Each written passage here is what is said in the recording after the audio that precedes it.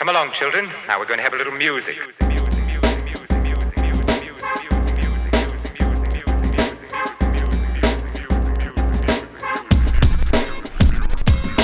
What is up, guys? Welcome to First Cut. This is our review of The Old Guard, the new action film by Netflix, directed by Gina Prince-Bythewood, I believe her name is. Yeah. Gina Prince-Bythewood. This is a pretty high-budget Netflix action film that was kind of anticipated. This is another movie that I didn't see a single trailer. I think I just saw a poster with Charlize Theron's face on it. But I didn't know anything going into the movie, and I thought I had a really good experience on that end. But I want to get your guys' thoughts first. I'm going to you first, RB3. What did you think about this movie, man? I absolutely love this movie. I was overwhelmingly in love with this movie. Obviously, as people know, I'm a big action movie fan. I love action movies. I love violence. I love Charlize Theron in action movies. Like, I've talked about it on many times on this podcast. Atomic Blonde. Absolutely amazing. One of my top 10 films of whatever year it came out. I think it was 2017. I love Mad Max Fury Road, one of my favorite movies of the decade. I think Charlize Theron could do literally no wrong in my mind. Even Fast 8, when she was wearing the tired braids or whatever. And the dreads, yeah. The dreads, yeah. Even in that, I was like, oh, she was good. So I love Charlize Theron. I love seeing her kick butt, and I also love Gina Prince-Bythewood. I don't really. I'm sorry if I'm mispronouncing her name, but she Bythewood? Bythewood. Yeah. She did obviously Love and Basketball, which is one of my favorite basketball movies and like romantic comedy dramas ever.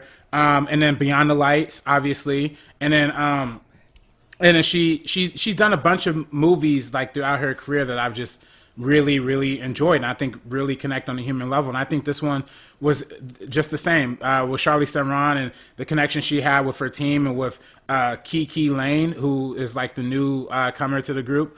I think it was just absolutely amazing. So. Sabrina. Yeah, I loved the hell out of this movie. I knew nothing going into it, and it was just so exciting. This is the most excited I've been while watching a movie, I think, like, basically all year. Just, it kept going for me.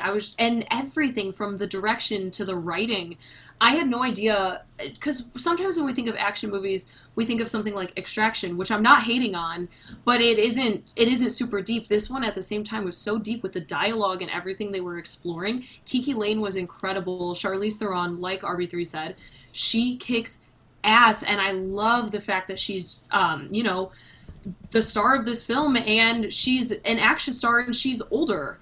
And she's kind of like setting this up for a younger star like Kiki Lane, and they're kind of teaming up, going back and forth throughout this entire film. And I love that team up of two incredible, strong women in these roles. The way we're introduced to Kiki Lane in the film, amazing scene. Like, it just, I was blown away by so much. I really enjoyed this one. Yeah, I mean, obviously, I didn't know anything going in this movie, as I said before. And as soon as I sat down and started watching this movie, and I saw that this is like this Black Ops unit that's going on a special mission, I was like, I'm in. And then when I saw the dynamic between Charlize Theron and her team, it reminded me of Major with Section 9. That's an anime reference for you guys, but Ghost in the Shell. In Ghost in the Shell, it's a special ops, Black Ops unit that only does specialized missions, and it's led by a woman. It's led by Major Kusanagi, who is like the top dog, and they call her boss. They're like, what do we do, boss? Like, she's the strongest, the wisest, literally like the smartest, like very similar to Charlize Theron's character. Mm-hmm. But then when we go on the first mission, and Homeboy's pulling up with a long sword, like literally out of Game of Thrones, like straight up Ned Stark's ice, like, I was like, Homeboy has a sword? Other homie has a sword? Yeah. I'm so in this movie, it's not even funny. I want to see, like, heads chopped off. I want to see it all. Yeah, well, that's funny because you mentioned that. And there's an element to this movie which, I don't know. I didn't watch the trailers. I don't know what Netflix revealed or what they didn't reveal. But there's an aspect to this movie that kind of happens at that point that you mentioned where I was like, oh, they went that direction. Oh, this is totally something different than just a normal action movie. It's like something totally different. And because it starts out so grounded. Yeah. You really think it's another one like Extraction or like basically a generic Netflix action movie, but then something happens in the first 15, 20 minutes, and you're just like, oh, this is totally different than I thought it was going to be. I think we should say it just because I feel like the conversation would stop now if we don't say it. Yeah. But as soon as they brought in the immortality approach of it all, you guys have no idea how in I was. Like, I was so in, I just kept going down. Like, I was deep in it, because that is my speciality, to quote my boy Obi-Wan Kenobi, because I'm a vampire expert. I know all about immortality. I've seen every single vampire show. I've seen the original. Shout out to the originals. Hey. Vampire Diaries, Angel and Buffy. Yeah. Like, I'm a vampire expert. I'm a savant. So as soon as they brought that, I was like, yes, give me immortality. That is the coolest thing ever. I've always loved that power. It was always one of my favorites. And it introduces the dynamic of characters like Vandal Savage in the comics, characters like Ra's al Ghul from Batman. Like, these are characters I grew up with. Wolverine, Yeah. Another immortal character. These are guys who, when you live that long, they're expert killers, expert fighters, super smart because you have the time to learn all of this stuff. So, and the fact that, like you said, Sabrina, that Charlize Theron is the one leading it all. She is the action star. Like, she is such an action star, man. Right? Yeah. It's really incredible, like, what she did in this film. And going off the immortality thing that you started talking about, it adds another layer to this when you realize that they've lived through centuries. And they're talking about Napoleon and just different things that they've been through. And something that I really loved is the relationship between Joe and Nikki. Yeah. In the film. And that's where I'm talking about, where we really go deep into it. Even just by the dialogue, the things they say to each other, it really is beautiful, beautiful stuff. So you have all this action and you have all this, like, gore and, you know, the stuff that we see in this, because people are dying, people are getting killed. And then we have these, like, conversations between the two of them that are, like, poetic. Yeah. I love that we had Are you talking about the van scene? Yeah, I cried. I literally shed a tear. I was like, oh my God, my heart. Yeah. And that's the thing. It adds all those layers. It adds all that beauty to it, because they talked about, like, we've lived for centuries together. Like, this isn't my boyfriend. This is the love of my life.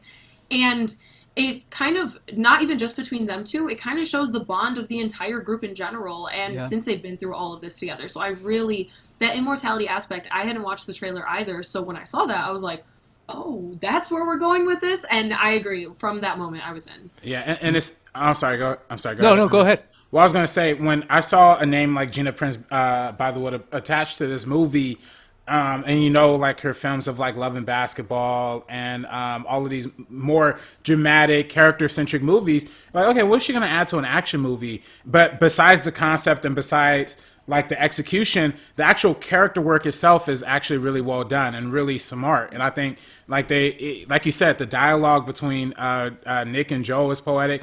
I also think it's something, frankly, I think it's powerful to be said that there's a gay couple in an action movie, like, together, like, and you know, in most action movies you'll see, like, a lesbian couple, or you'll see, like, lip service to, like, LGBTQ representation, but, like, this movie actually, like, fully dedicates itself to it and fully commits to it, and I actually think that's kind of rad. I don't know. Yeah, and a lot of it has to do with the two actors. I feel like that speech, Sabrina, the one that made you cry, could have been the corniest thing on the planet if it was a different actor. I really do feel like that guy sold it. I'm gonna give him credit. I think his name is Marwan Kenzari, who plays Joe. When he did that speech, I was like, oh, okay, here we go. We're gonna do a speech. Is it going to be good? And I was relieved when he did it, because I was like, okay, man, that scene could have been bad. But he killed it. Those two actors were great. Their chemistry was great. And you're right, RB3. The fact that we do have two of the most powerful warriors on the planet happen to be two lovers, right? Yeah. That was a pretty big statement. It's the same with the casting of Kiki Lane as the new guard, I guess is what they'll call her. And the new immortal coming into the group. I think that's another significant casting as well. And her and Charlize, like you said, Sabrina, being the two leaders of the crew. Right. Even like, though she's one of the youngest. And I also love how there's a moment in the movie where they even have like a conversation. Like Charlize Theron is like, "Well, if it's not me next time, it's going to be you." Like as if like it's almost the assumed thing that the woman, that the powerful old guard leader is supposed to be this powerful, dominant, feminine mind, body, and soul who like they have one quote in the movie where she was like, or somebody says, yeah, she forgot more ways to kill than most entire armies know how to. So it's like it's like she's just absolutely insane and dope. So I think it's just cool that they're gonna. I hope they continue that down the line. Yeah, I mean that's what's cool about this whole movie, right? Is that as soon as they mentioned the character, I believe her name was Quinn or Quill, the character in the coffin. First of all, that idea. First of all, I have to say, maybe just because I'm going back to my nerd world, where that's actually in the originals. They do that all the time, where they put a vampire in a coffin because you can't kill him, so you put him in eternal torment, which is throwing him in the coffin and having him go underwater and keep drowning and keep coming back and keep dying. Which again, it sounds awful the way they described it, and it made me almost mad. Where I was like, I would never stop searching for her. How did you guys stop searching for her? Because my God. But then I realized, like, oh, I know what this is. She's coming back in the sequel as the villain. Immediately it clicked in me as soon as they described that scene for her. Yeah. But it really went to show. I really do feel like that's two scenes where the movie really went out of their way to tell you how religion played an aspect to the reaction. First with the Crusades, where Joe and Nikki met. I mean, that's the ironic situation, right? Where they're the most heavy religious guys on the planet, and they end up becoming lovers and falling in love with each other after trying to kill each other. And then the Salem witch trials with I forget her name, Andy, and Quinn, who both had to deal with the repercussions of that. Yeah. I thought that was really interesting. So much mythology. Yeah. They cover in this movie. So much. And it's from a graphic novel, right? Yeah, it's based off of a comic, so I feel like there's so much story to tell to continue it on. So I hope, obviously, they alluded to a sequel. You never know what's going to happen. I'm 100%. I hope so. I think a ton of people saw this. I think Netflix realized the success. I'm 100% sure we're going to get a sequel. I don't know if she'll be directing it because she might be so elevated now. She's doing a Viola Davis movie now, right? Yeah. Yeah, she just signed on to the Viola Davis movie. I hope Sony gets their act together and get her back to do that Spider-Man, the Silver and Black movie that she was supposed to do with Silver Sable and Black Cat. I think she would, especially after watching. Even before watching this movie, I thought she would do a great job for that movie. But especially after watching this, I mean, this is, to me, I mean, the action is so well directed, so good. The like I said, the mythology. I'm not gonna lie. When she pulled out that big, like iconic, axe thing, I was like, "Yo, this is all right." I was the same. Yeah, I was like, nah. Yeah. Y'all trying too hard to cater to me. Yeah, I literally felt that. I was like, they were like, what would Andres like? Let's have her pull out an axe. I was like, yes. Yeah. That scene was crazy. I love that scene. Obviously, there's a lot of fun little cheeky moments in the movie too. I love all the random pop songs that popped up in the movie. I have to give a shout out to Frank Ocean. When Frank Ocean came on, I freaked out. I jumped out of my seat. I was like, that's one of my all-time favorite songs. Like, not even Frank Ocean songs, just songs in general. And so when they played that, but then they kept doing it, and I was like, oh, man. Yeah. This is a lot of pop songs right now. Great soundtrack. And if you want to, Geeks Color, they have an article where they go through all the songs and throughout the soundtrack. And Dorian put a little funny Easter egg in there for people who are interested in checking out that article. So there you go. Yeah. What's another standout moment for you, Sabrina, before we close up our review? Really, the whole Iron Maiden idea. That was something that just stuck with me because I was so physically uncomfortable watching it on screen. Yeah. So that was something that stuck with me. When we're introduced to Kiki Lane's character, I absolutely loved that. I loved so many different moments, like how we see like the degradation of Andy, and you know, she's immortal, but you know, she's slowly becoming older because she has been there for so long, and it kind of reminded me of Logan in of Wolverine and Logan, and how we saw that, and it's something that also stuck with me. So yeah, there's a lot to enjoy with this film. Yeah, I mean, it's one of those things, right? I mean, again, maybe because I've read so many vampire fiction. So I know all about the idea of the torture of immortality or the curse of immortality, where at first you think it's a good thing because it's like, that sounds like the coolest thing ever. But then you realize like not ever being able to die might be eternal torment for someone who's seen so much death like Andy.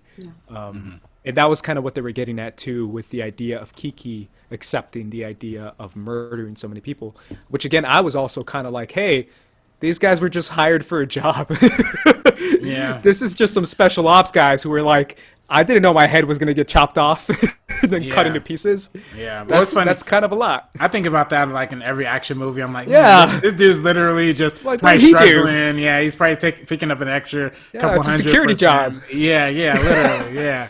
I run security for a rich guy. Like, what am I supposed to do? That's the Fido guy. I forget his name in the movie, but I like that little quirky corporate billionaire, kind of anti-Lex or Lex type villain. And that also made sense. Chiwetel Ejiofor in the Chiwetel Ejiofor in the film. Yeah. I just feel like I haven't really seen anything where he's been really, really great, but because of the material, not because of him. True. Just the material around him. Obviously, something like Doctor Strange, but this one, I thought he did a really great job because it's one of those situations where someone's like in the wrong. He's like kind of the villain. Not necessarily I low key feel they should have killed him. I felt that way. I was like, I think he burned too many bridges, bro. Yeah, for sure. But then you also like the best villains are the ones that you also see their perspective. He was hurt by a certain thing, so he wanted to find the solution, and the solution was what he did in the film. And is it wrong? Yes, but do we understand why he did it and his motive? Yeah, 100%. And so I think he did really, really great in that, and I actually like the way his story ended. Yeah, it's always one of those things where the question of immortality and the question of that introduces other questions, right? If you guys have seen Heroes, I don't know if you guys have seen Heroes. You guys have never seen Heroes, really? Save the Cheerleader, Save the World? I saw one episode where like Hayden Panettiere sticks her hand in a garbage disposal or something like that. That's her. She's immortal. I mean, that's so her immortality starts to become a big staple of the entire show about like the same thing, experiment on her, trap her, get her blood, put it in other people. So that's literally the entire main plot of the show. But it introduces other mythology and other elements of the idea of immortality and what it comes with and all that. But again, I don't want to go super nerd on you guys. But that introduces like this whole other thing that they can get to in the sequel, which I think is really cool. I kind of like the idea of Quinn coming back as the villain in the sequel, which again, I saw coming as soon as they introduced that scene. I was like, I get it. She's the villain in the sequel. I'm so excited for the sequel. I really enjoy this movie. I'm excited for Gina Prince-Bythewood. I think she's going to kill it in anything. And the entire cast killed it in this movie. I'm a sucker for this kind of stuff. So this is a great one. This is a gem for Netflix for sure. Yeah, and I think it's going to be it's going to be so many views. I don't know what the numbers are now. I can look at it. It's number one in the U.S. right now. Number one. There you go. Yeah, I think this is going to be a hit for them. I mean, people love action, and I don't know. And the fact that Charlize Theron. Yeah, people love Charlize Theron. Look at her, Mad Max. Like, it's done, man. This movie's awesome. Alrighty, guys, that is our review of The Old Guard. Let us know what you thought in the comments down below. Did you enjoy it as much as we did? Let us know. And if you haven't done so, please subscribe to First Cut. That's the best way you can show us love. And follow us at First Cut TMO on Instagram and Twitter. Sabrina, where can everyone find you? You can find me on Twitter and Instagram at SabrinaXMonica and on Twitter at SabrinaOnFilm. RB3. You can find me at Director RB3 on all platforms. Alrighty, guys, for the First Cut crew. Oh, I'm at Squad Leader Race too, but that's, it's whatever. Alrighty, guys, for the First Cut crew, we are peacing out. Peace out, guys. Let's move. Wait for the signal. How the hell can you even tell? Oh. I'm gonna keep up on all that.